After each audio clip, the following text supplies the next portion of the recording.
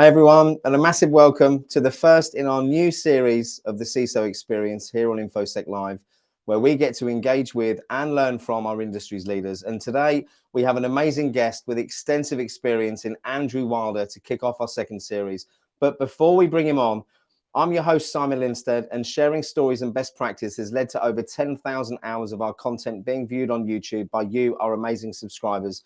So a huge thank you for your engagement, and thanks to your support, it's also led to the launch, losing my voice, excuse me, the launch of our in-person community-driven events in both the UK and the US, with a focus on knowledge sharing, networking, and definitely no sales pitches. Check out our events page for more information. Link is in, I think, the channel description. But our next invitational event is at the Ivy in Canary Wharf on June the 21st, an evening of fine dining, networking, and knowledge sharing with a focus on insider threat management, this time sponsored by Next DLP. So big thanks to you, Next. But back over the pond in July and August, we have events being planned in Stafford, Tampa, Las Vegas, and Austin, Texas. We're still accepting sponsorship inquiries for our US part of tour later this year. So drop me a message if you'd like to know more and help support the work being done in our community. In fact, Precious, our community director here at InfoSec Live, has been organizing group study sessions, CV workshops, open networking, job alerts, and a brand new 8-week workshop to help those looking to break into the industry, gain clarity, direction, and importantly, support from our amazing team of expert and experienced volunteers. Make sure you check out the community if you haven't already. And if you'd like to help us grow the community, please do reach out to Precious or myself. The Community 8-Week Workshop is currently being supported by the Policy Wizard and Jerry Ozier's Simply Cyber from a course point of view, and financially by our amazing event sponsors, both here in the UK and the US. We're looking to bring in some dedicated community sponsors to help us to provide support to hundreds more of our community members. And we'd love to hear from any vendors or organizations who'd like to be involved. And of course, sponsor options are available for any budget. So reach out to myself or Precious if you're interested. And for those watching who enjoy our content or would like to support what we're building with the community, we do have a few ways you can show your appreciation and contribute. Here on YouTube, we have 3 tiers of membership, allowing you to show your support in any way that you can, with all proceeds of those going towards the amazing InfoSec Live community. But whether you join or not, being here and engaging with our content is what really matters. So if you're watching this live, please do like and subscribe. We want to make these events as interactive as possible, so make sure you get your questions ready for the chat. Now, today's guest is Andrew Wilder, a security leader with more than 20 years of progressive cybersecurity leadership experience across the consumer packaged goods, manufacturing, financial services, logistics, and consulting industries. He's architected multiple strategic reorganizations in North America, Latin America, Europe, and Asia, driving savings of more than $100 million in bottom line cost. So no more rambling from me. Let's bring him on.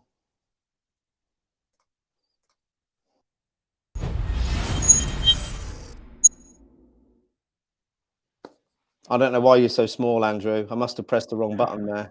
There we go. Oh no, wrong way. Here we go. Good evening, good afternoon, sir. How are you? Good afternoon, Simon. How are you doing? I'm doing great. I'm very, very well. Thank you. I'm pleased to have you on the show as well. Looking at your resume and everything you've been involved in for the past 20 odd years, I'm super excited to hear about your journey. So just check the chat quickly before we continue, see who we've got in there. We've got Itza. Nice to see you, Itza, and Brent. I see Richard's in there as well. See Paul, and I also see Jed. So if anyone has got any questions throughout, please do jump in with them. But for the moment, Andrew, could I ask you, I mean, I've given everyone a little bit of background about you, but I suppose the first question, have you always wanted to be an information security leader, or did that just happen? Well, I'll tell you a little story, Simon. I'll tell you how it happened. And when I was a teenager, I really thought that I was going to be in a rock and roll band. That was my goal. Brilliant. At the time. But life had other plans for me. So, have you ever seen this television show called The Office? I have, and I'd like to say I think it started here in the UK, and it was one of my favorite It programs, did. Andrew. Yeah, The original with Ricky Gervais, that's the one. or the US one with Steve Carell, either one.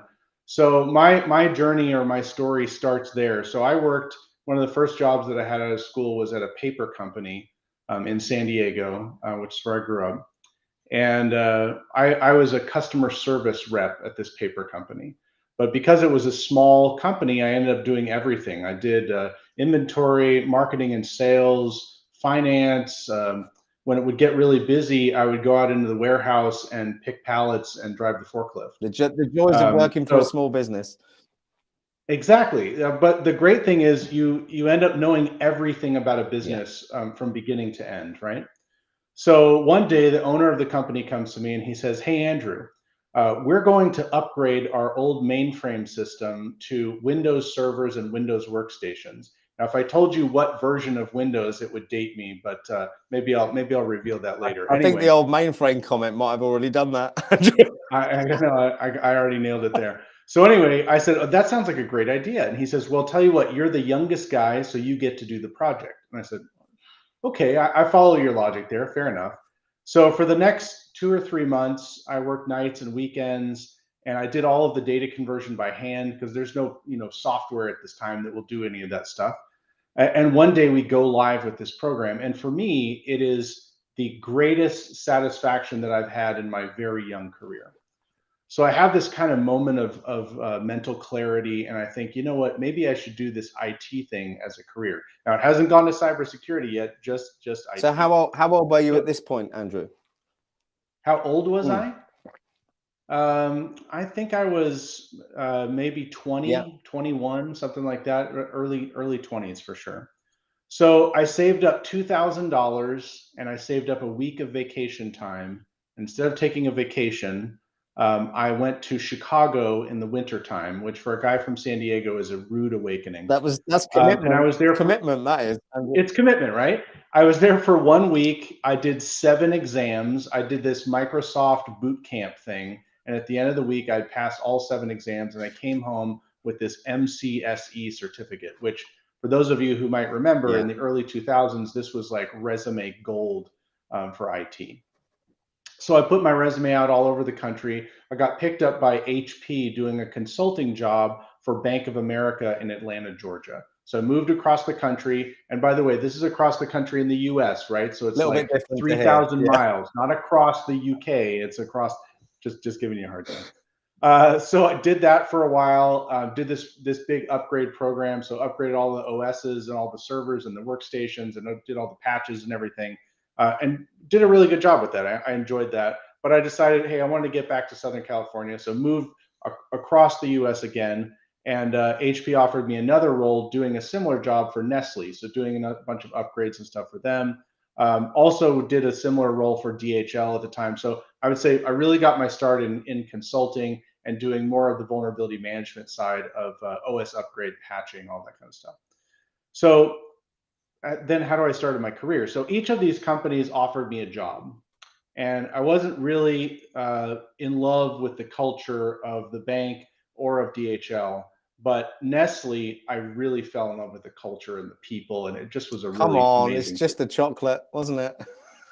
At that time, we still owned the chocolate companies in the US. So I said, okay, what job do you want to offer me? And they said, well, we need someone to manage our information security team. And at the time, in the early 2000s, information security was just really seen as a cost Yeah. center. It wasn't sexy. It wasn't in the news. It wasn't interesting. But it was there, and they had it, and they had a small team. And really, what we did is we were glorified user administration. So we did identity and access management, brought in automation and things like that. But I won't bore you with the rest of my 18 years at Nestle, but just enough to say that every few years I would just get more scope, more budget, more responsibility. In 2021, when I left Nestle, I was the regional CISO of Americas, Asia, and Europe. Wow. I had a global team. I was on like 5 different leadership teams. It was a pretty big role, and I decided at the time, my wife and I just had a baby. I'm just gonna stop and take some time to spend with my son. Yeah. That was my that's the way that I got into cybersecurity overall and a long career of it. And then the last role that I had was as a global CISO for Hillenbrand, which is a big manufacturing company. They're based in the US, but they're also global. And did some stuff there, but really, I went from being part of a big cybersecurity organization, which was run very well, to running my own cybersecurity organization, which I hope in the end was also run very well, but kind of building it up. And how did you find that coming from that mature environment to I suppose, virtually starting from scratch again? Was it a challenge? Was it interesting? Was it frustrating, or all the above? I mean, I would say at some points it was all of the above, but I think the majority of it was interesting, right? There was a great quote that our old CFO had, and she said, "We need people who know what good looks like." Yeah, And I came from a place where I knew what good looked like, right? I knew how to get there, and I knew what I needed to do, what were the basic building blocks that I needed to do to get there. And so because I knew what good looks like, I was able to build up to that. Obviously there were some things that I didn't have experience with that I kind of had to build up my skills on, but in the end it worked very well, I think. have you built up I suppose, a network of trusted people that you draw on for expertise? Because Oh, the absolutely, industry is just so absolutely. wide, isn't it, to know everything about everything. I suppose those relationships are very, very important. Yeah, they are. I mean, I have a number of different mentors who have helped me along the way. Like the first time I had to present to the board of directors, I called up some of my friends, said, "Hey, what do you do? Can you share with me some of your slides and stuff?" And they coached me through it. So yeah, that's what's really helped is having those great mentors and other people who are big CISOs at big companies and are there to help me, which is great. Yeah, no, absolutely. I want to jump back before we move on to, I suppose, focusing on some of the things you've achieved throughout your career. Excuse me, my Yeah, voice is going. I mentioned to you when you first came on, and it's relevant to something that you said about how you broke into the industry. So, mentioned to you earlier that my 18-year-old son's just landed a cybersecurity analyst apprenticeship role at Aviva. Yeah, congratulations thank you. And I again. Yeah. think there were, correct me if I'm wrong, Sonny, if you're watching this, between 8 and 10,000 applicants for this job. And he Wow. had, it was a bit of a roller coaster. So they told him a few weeks ago that he hadn't even got past the first interview. And then last Monday, he had a phone call from them saying, just confirming you're going to be there on Thursday. And he was like, Thursday what? They said, oh, your second interview. So bit unprepared, went into a group interview on Thursday, was told that he'd find out about the job. I think it was mid to end of June. They've rung in this morning to say that you came out so high in front of the other candidates that we're going to offer you the Wow. job straight away. And a couple of things that relate to your journey there. One is the Yeah. hard work and dedication that that boy has put in to get himself to that point, because there's no doubt people watching this who, experiencing the industry and people trying to break in. And I think from my really limited time in this industry, there's been one skill set that stands out above all others for those trying to break in. It's those with that drive and determination to do it, I think, which, again, I can say this, I'm nearly 50, seems to be lacking with some people in society today. But you mentioned at the start that you did a boot camp. Now, the boot camp word's changed, or should I say the word hasn't changed, but the perception of that word has perhaps changed. And throwing in another word, the apprenticeship word that we spoke about earlier, this then Yeah. kind of frames the question that I'm trying to get to ask you. Hopefully, with a bit of background, it makes more sense. So, for people trying to break into the industry, what would be your advice for them on pathways? We all see the boot camps out there who promise you the world in 6 to Yeah. 12 weeks. What's your opinion on how to get into this industry, Andrew? So I'm actually on the board of a company that's based here in St. Louis, but it's at least nationwide in the U.S. It's called CyberUp, and what CyberUp does is they offer apprenticeships. So they bring people in, and the cost is either very low or free. I think if you come from a military background or something, they have some sponsorship for it, but it's a very low cost, and they train you, nights, so that you don't have to stop your current job, right? Because nobody can afford to do that. And when you come out of it, you're certified, and then they place you at a company. Amazing. Because a lot of challenges that people have is, oh, I've been to school and I have these Yeah. certifications, but I have zero real world Yeah. experience. Now, these people are getting paid apprenticeships. So when they're done, they can then go and apply for jobs and they have real world Which is experience. which And is so that to hard thing me, to get, isn't it? it really Yeah. is. It's the chicken and egg. How do I get experience without a job? How do I get a job without experience? So this is really kind of a turnkey way to ensure that you get experience. So if you can get into an apprenticeship program, I think that's a really good way to break in. There are 4 million cybersecurity jobs open worldwide, and that gap continues to grow. And so we need to inspire, school children, college age. We need to inspire people to do it, and then once they're ready to do it, put them into these apprenticeship programs, internship programs, give them a chance to get some experience, whether it's paid or unpaid. But then, you have that, and then you can start going for those entry-level roles. I think you're completely spot on. I think the frustration for a lot of people who've kind of self-studied and put all the work in is it's clear that there's 4 million odd unfilled jobs out there, but the ATS system and the whole recruitment part of the process doesn't seem to be working particularly well. And I think that's why the apprenticeship part is so important, because it's kind of bypassing that a little bit, isn't it? And giving you that real world experience. I think there's a lot of frustration for people out there.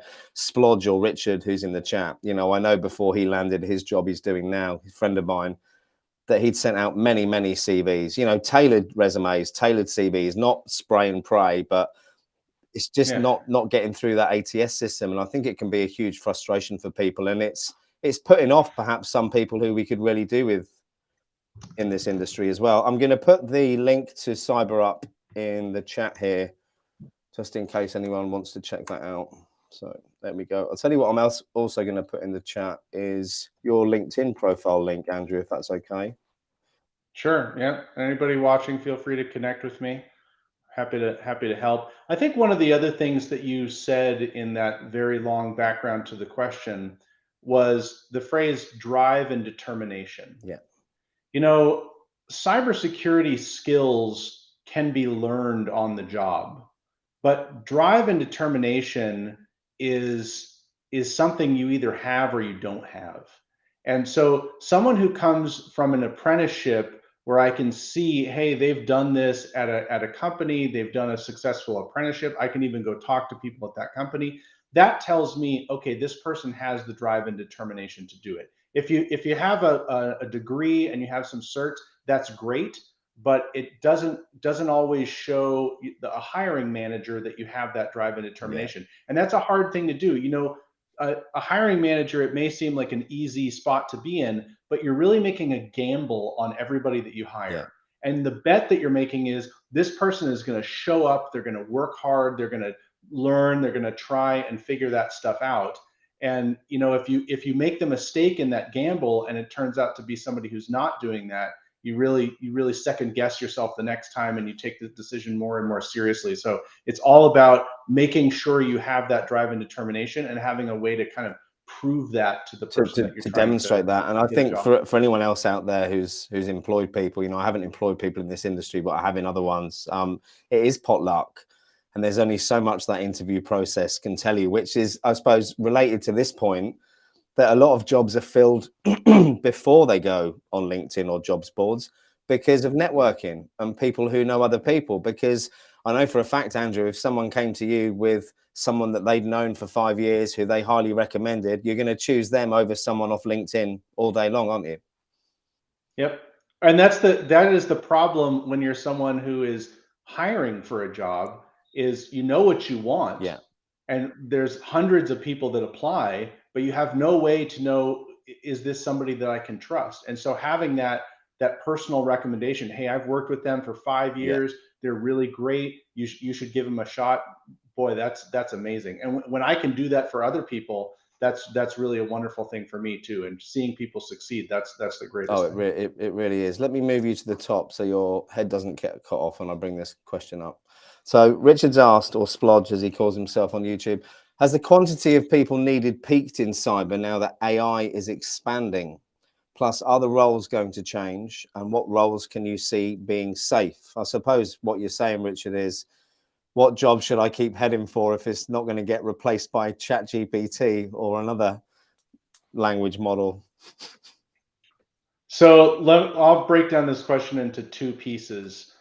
So the first part, has the quantity of people needed peaked in cybersecurity? I don't believe that it has yet.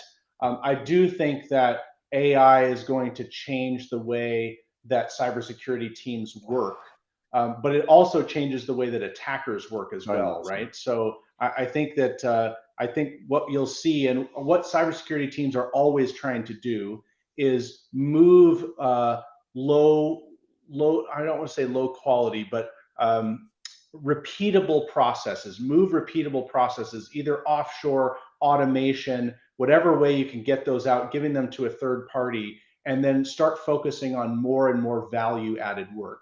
And so I'm hoping that ChatGPT and other generative AI tools will help us to focus more on value added work. Now, the second part of the question was about are the roles going to change? Of course, the roles are going to change. The roles are always changing. Our children today won't have any of the jobs that we have, or will have very different ones. In terms of what roles can I see being safe, I'm going to answer that in a slightly different way.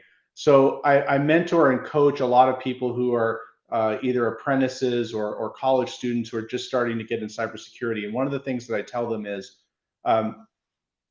most people who are going into cybersecurity want one of two entry-level jobs, which are either pen tester, like certified ethical hacker, or SOC analyst.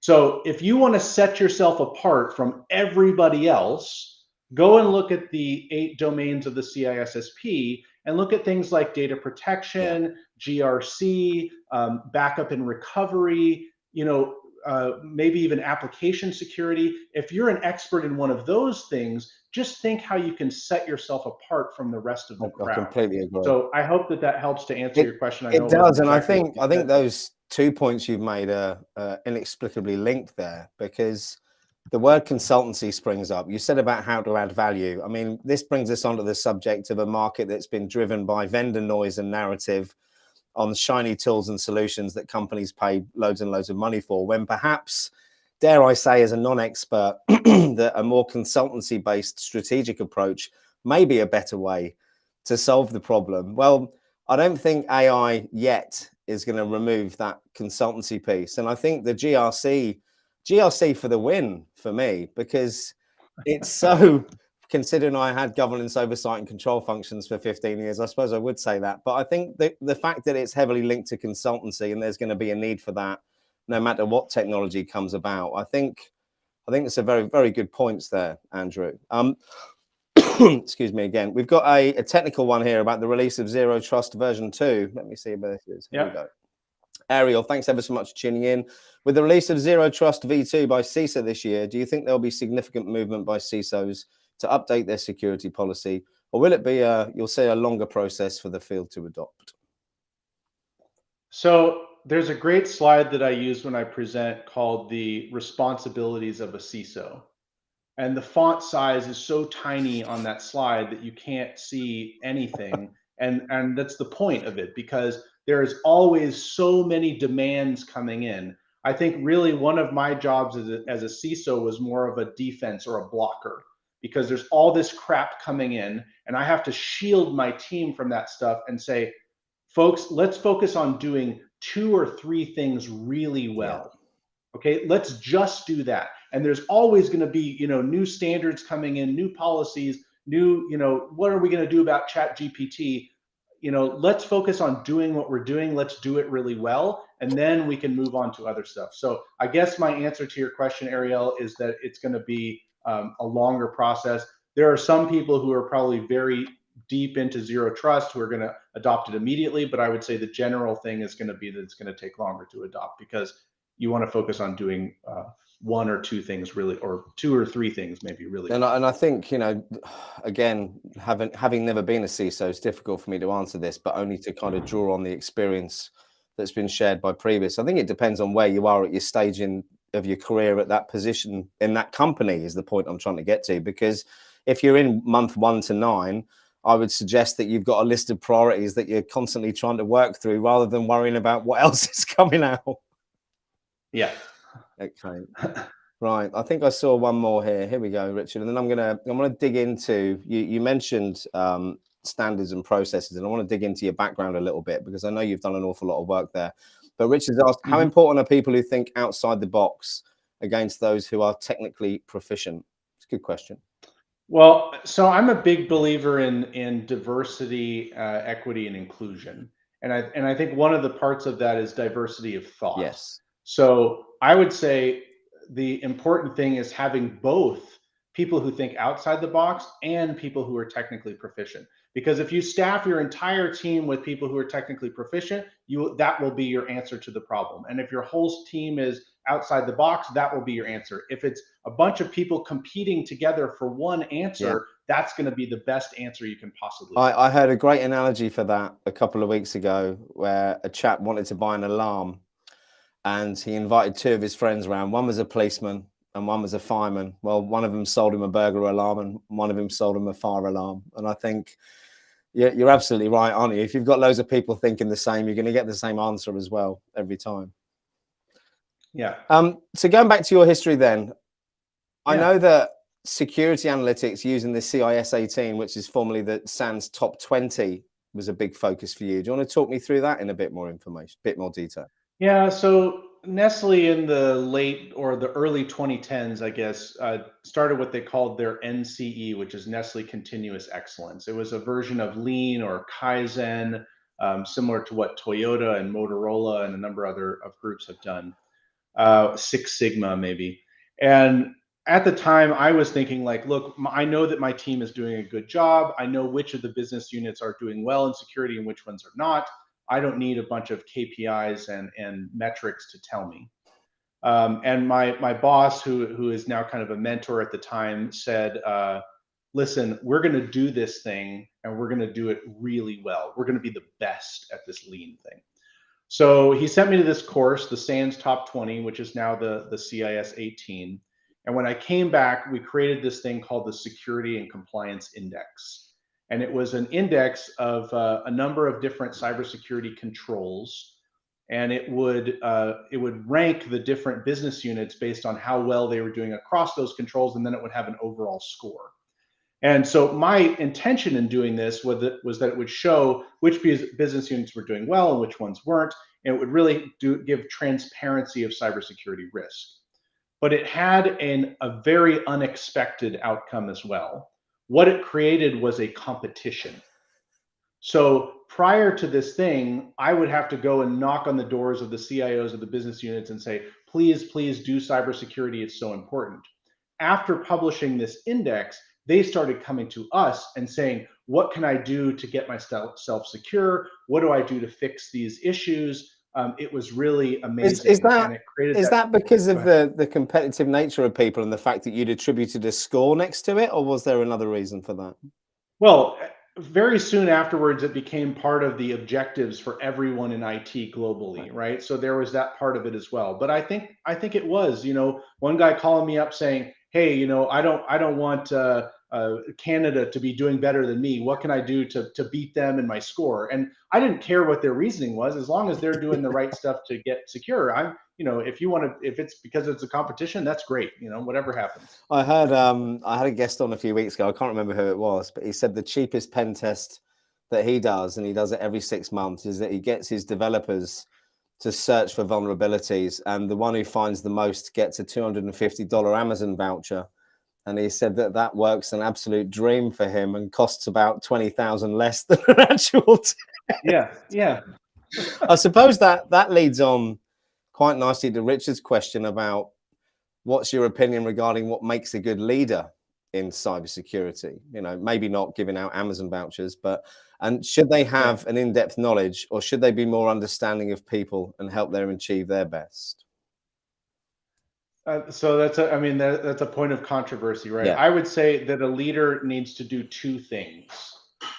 Number one, they need to help their team members advance in their career, whether that's at the current company or not. They should be constantly developing yourselves. If you and your team are not constantly developing, you will become obsolete. We already talked about the skills of today are not going to get you where you need to go tomorrow. So you need to keep learning, keep developing. I always devote 10% of my team's time to development at a minimum. Wow. The second thing that a leader needs to do is they need to be a defense or a blocker, whether that's political roadblocks, resource roadblocks, financial roadblocks, skills or talent roadblocks. They need to be there blocking so that their team can excel and succeed and do the best. Now, in terms of whether they have in-depth knowledge or not, I think that's really the key to it. I think that a cybersecurity leader needs to have a very good overall understanding of cybersecurity.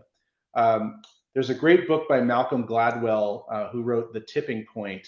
I'm trying to think of what the most recent one is.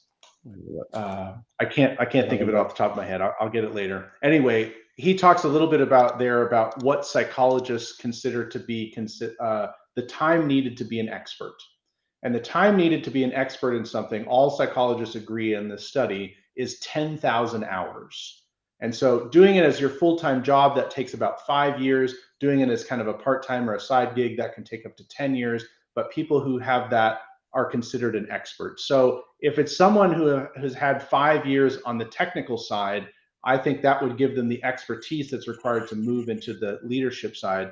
I also would say, don't always think about leadership in the traditional sense. At Nestle, they had a great thing called the triple career path. So you can be a leader in the traditional sense where you go like a supervisor, a manager, a director that way, but you also have project and program management where you're still leading people. They might not report directly to you, but you're leading projects or programs. And the other way was expertise, right? So I might end up being an architect. You're still a leader, a thought leader. You may not have direct reports, but it's another way of being a leader for your company. That's a really good way to look at it. And I think if you set out to be a leader, you're maybe setting off on the wrong path as well. I don't know many people who thought in their earlier careers, I'm going to become a leader. I think it's something that just kind of happens through the kind of person you are and what it is that drives you. And especially, I mean, you said it about the team needing to develop constantly. You have to have that love and passion of seeing other people succeed, I think, to be a successful leader as well. Yeah. Without a doubt. Yeah. And I know that at some point you're going to ask me about my achievements. I am. And for me, are you looking at my list? Number one achievement. Yeah. Well, we talked about it a little bit. My number one achievement is seeing those people that I have led, that I have coached, that I have mentored, succeed in their careers. Yeah. And I've seen that happen over and over again. And that gives me such great pride for those people. And I'm so happy to see that happen. That's the best part about being a leader, for sure, 100%. is getting that opportunity. Yeah, I completely agree.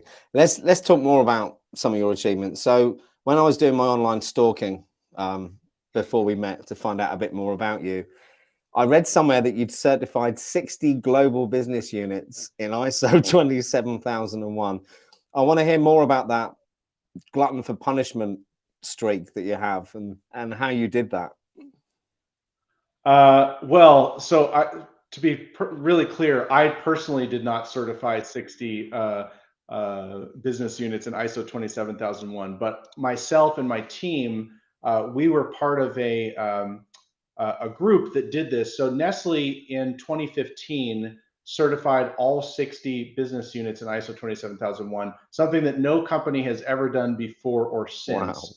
And the other great thing about it is this is not a one-time deal, right? If you know about ISO certification, not only do you do it once, but then you continue to get it recertified every year. You have external audit teams come in and check it. And the other thing that we always did is we expanded the scope every year, right? So the first time you do it, you do a really small scope, so it's easier to get it done. But then you start every year to expand and expand. A really interesting exercise that I did, I think you'll find this interesting, was I took the heads of compliance, who are basically the ISMS leads of the 4 different business units in North America. And we came together and we looked at their risk assessments. So each of them does a qualitative heat map as part of ISO 27001. Now, keep in mind that we defined the risks. We said, these are the 17 or whatever the number was, standard risks, and you rate for your business the likelihood and the impact of those risks. So to my great surprise, as we went through the 17, all 4 of these business units were completely separated on where they located those risks in the heat map. And after aligning, some of them we aligned, okay, it's this likelihood and this impact. Others we said, it's got to at least be this likelihood for all of us. Others we said, it's got to be at least this impact. And still, in the last category was, look, if you're a business that's focusing heavily on PCI or e-commerce, you might have a totally different ranking on this one than others. But that was a very interesting thing to see, because the way that people define things and the way people read things in their minds becomes something totally different. And four business units from the same company that should have been fairly similar were completely all over the place on that calibration. I don't know if you can use the term Chinese whispers anymore, or if it's seen as a racial slur, but I think that definitely springs to mind a little bit. And you're right, it's all about perception, isn't it? I mean, that's life in general. And again, going back to people trying to break in, the mindset part of it is massive. You know, those people who can maintain that positivity and keep fighting on no matter how difficult it is are the ones who succeed. And I think, to bring a very old phrase on, it's not the strongest nor the fittest of the species, but the most adaptable to change that survive. And I think there's never been a saying more fitting to the cybersecurity industry than that one. You've also been involved in lots of different specialisms throughout your career. One in particular on the list is asset management and IoT security, which seems to be becoming ever more complex. Talk to me about your experience there. Yeah. So when I did that SANS top 20 course back in 2012, the number 1 and number 2 controls for SANS, and by the way, they are ranked in order of importance, are hardware asset management and software asset management. And for very large companies, this is a Herculean task. This is impossible to be able to do. You can never know what is in your inventory. And people ask a lot of times, hey, when you're a CISO, what concerns you? What keeps you up at night? What is it that you're really worried about? And for me, the answer always was, and I'm sure many of my peers would agree with me, the risks that I don't know about, the things that I can't see, that's what worries me. The things that I know about that are bad, okay, we have a plan for those. We're working on those. That's a problem. We know about it. We're working on fixing it. We can do that.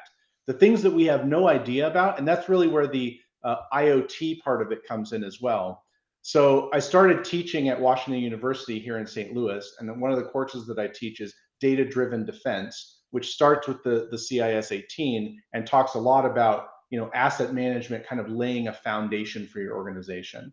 So once you have that in place, you will start to understand, now never at 100% level, because that's impossible. Unless you have a startup and you're all in the cloud and you know exactly what you have, any large cap business, it's going to be very difficult to understand all that. But if you're shooting for 95%, whatever, something like that, to know what's in your environment, then you can start with an IoT security program, excuse me, you can start to understand what the risks are behind those things, and then you can create plans and mitigation strategies for those. But if you don't know about those things, you'll be spinning your wheels focusing on all the other stuff over here, and you may be leaving these huge threats and risks behind you. So that's asset management. You're right, because IoT.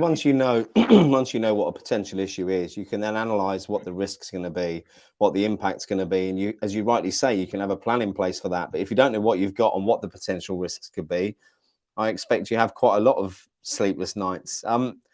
I want to pull up this question from Richard, because I can see where he's going with this, and it comes across as a bit negative, Richard. But I know for a fact that you're the least negative person in the world, so it can't be that. But the question is it really worth bothering to try and get into cybersecurity? I ask this as I've come across so many that want out. I'm going to throw in a word here that might be relevant, and I'll let you expand on the relevancy or irrelevancy of this, and that's company culture, maybe.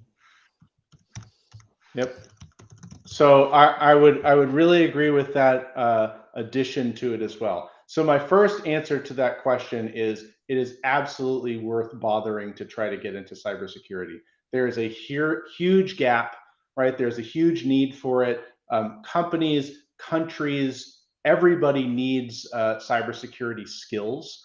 And I think a lot of these people who you see who are getting burnout and want out of it, I think a lot of the problem there is related to culture, right? So in an organization, and I'll tell you a story, in an organization that has been through a major data breach, the cybersecurity culture of that organization 1 year or 2 years afterwards is completely different than it was pre-breach, because everybody from the CEO down sees the importance of cybersecurity, respects that organization, respects the people in it. There's that culture is really strong. So as horrible and scary as it is for a company to go through that, the cybersecurity culture afterwards is just amazing. And so for a lot of CISOs that I know, they're happy to get into a company that has Yeah, previously they've got experienced a breach, buy-in. right? Because they have buy-in, they don't have to go, beg for budget or whatever. I mean, everybody says this is important, we have to invest in this. This is a good thing. So No, I hope that I helps. think Find the company with the right culture. Doesn't have to be one that has already experienced a breach, but find the company with the right culture, and then you'll definitely be glad that you got into and cyber. maybe, if you're looking to break into the industry, maybe not the weeks after the breach, maybe give it a few Yeah, months. wait a little bit. One more question before I want to wrap things up by focusing on what you're doing now and what's coming up next. So before we do that, Sure. Itza has asked a question. Good to see you, Itza. Thanks for tuning in. What are some of the things companies can do to foster a more inclusive and diverse culture to attract and keep more talent? Great question. Yeah, wonderful question, Itza. So I think what you can do is start looking at different talent pipelines, right? Instead of going out and advertising it on LinkedIn or using your internal recruiting team, go and find recruiting teams that specialize in cybersecurity, right? Because they're going to have a diverse talent pool, and look at things like apprenticeships and internships, because a lot of times you'll be able to tap in to a much more diverse talent pool when you do that. And that also creates a talent pipeline for you, because anybody that's been in my organization before as an intern or as an apprentice is that much more likely to continue in the organization, and I want to hire them because, hey, they already know the people, they Yeah. already know the processes, they'll just fit right in, they'll come right into the But group. again, So it's back to you still having to demonstrate that drive and passion to do that, even if you do have that opportunity. And again, without wanting to talk about my children for the whole show, the main reason Sonny got the job at Aviva is because he'd been there for 9 months on a placement. They knew him, they knew what he was capable of, and he'd already proved himself of worth. So I think, again, a reach out to people watching this. We've got 30 people globally going through our 8-week cybersecurity workshop. Different people are about to choose different paths. So rather than, as Andrew said earlier, either being a pen tester or a SOC analyst, we've tried to do it a little bit differently, where we've given people 2 weeks of exposure to people who work in all different sectors of the industry. And then we've had leaders like yourself, Andrew, come in to give them an overview of what they're looking for with talent and any advice that they may give. At the end of this week, each one of those 30 is choosing either a GRC, a defensive, or an offensive pathway. And at the end of it, we're going to provide them with the examinations, the mentor support, the study support for that, all for free. And at the end, we've got 2 companies in the UK and 1 in the US who are interested in taking them on as potential interns or apprenticeships. But if there are any other businesses out there who are looking for that, I don't know if you've planted this question for me, Itza, but if you have, thank you. If there's anyone out there looking for diverse talent, that's been, I mean, we had 500 applications for this workshop cohort, and out of that 500, we've chosen 30 with the help of leadership to try and identify the potential, the passion, the drive, etc. So if there are any companies out there who are looking for talent for free, there's no charge for this for us. We're just trying to match people up. Please do reach out to me through LinkedIn or YouTube. And enough about me. Back to you, Andrew. So what are you doing now, and what are your plans for the future?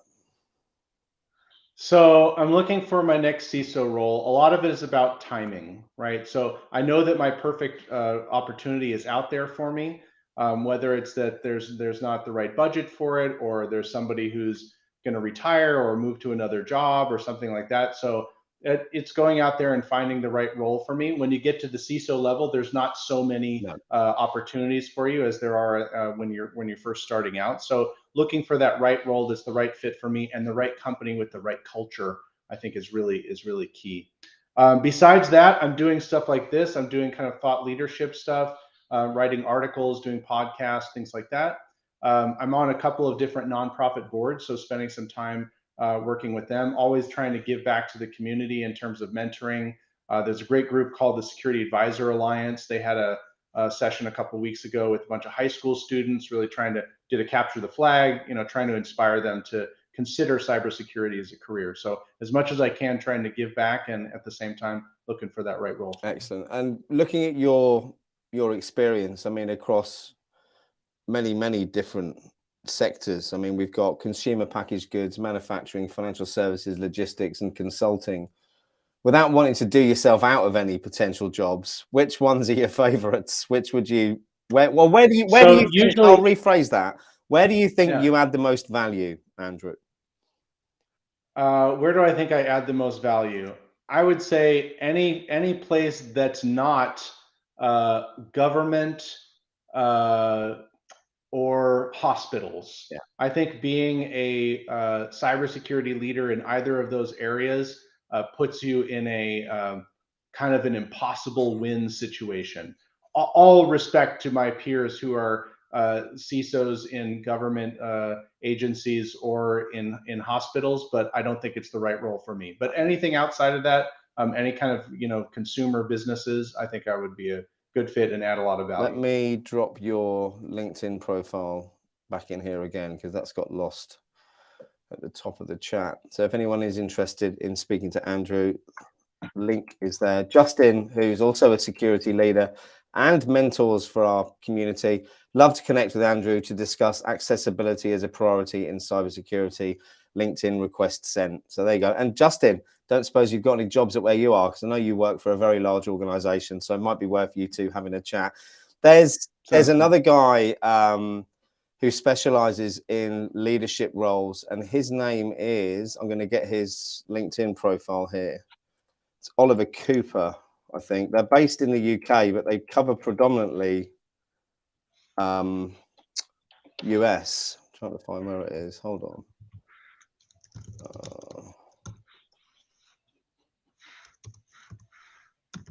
Isn't very engaging for you watching. Apologies. Joseph Cooper. I got the name wrong. Joseph Cooper. So I'm going to drop his profile in there that you can copy. I'll put it in the private chat as well, Andrew. It'd be well worth reaching out to him. And personally, I know a few different recruiters in the US, so I'll do a bit of outreach the next couple of days to see if there's anyone else I can hook you up with. And I mean, thank you so much for coming on and sharing. And just to go back, I know we've got a few people watching this who are looking to break in. What would your one bit of advice be for those looking to break into the industry? My one bit of advice is find a way to get some experience, find a way to prove to your potential employer that you have that drive and determination that both Simon and I have talked about so much today. That's really the best thing that you can do to break down those doors. No, absolutely. And I suppose, whilst LinkedIn's great, and I see people benefiting from LinkedIn, and I've benefited from LinkedIn, it's not about follower count or the amount of people you connect with. It's about developing meaningful relationships with people and being intentional as to who you're connecting with, I think would be my one bit of advice, rather than following the crowd on, look how many followers I've got, which is great for vanity metrics, but I'm unsure as how good it is for actually getting a job. So, Andrew, thank you so much for your time. My voice is about to collapse, so I'm going to wrap things up now. Wish you the best of luck and hope to catch up with you again soon. Thank you. Thanks, Simon. Thanks, Take care, everybody. everyone. Thanks ever so much for tuning in, or speak to you soon. Oh, cheers, actually, Simon. We are back tomorrow evening, UK time, 6 p.m, I believe, which would be 1 p.m. Eastern time, with the legend that is JJ Davey to talk about his new book that's just come out called Pragmatic Job Hunting, which might be relevant for some of you. So if you can tune in, I'll see you then. Andrew, again, thanks so much. See you soon. Cheers, Simon. Bye.